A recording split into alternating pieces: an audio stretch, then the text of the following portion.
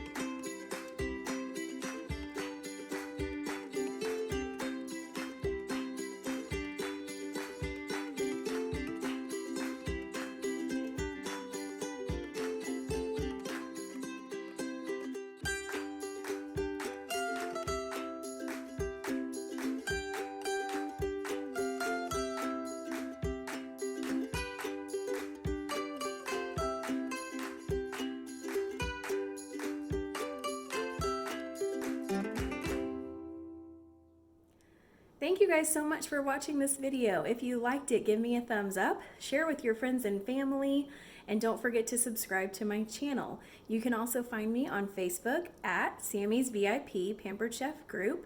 Stay tuned for more tips, recipes, and products that are going to make life in your kitchen so much easier. My name is Chef Sammi, and until next time, get out there and start cooking.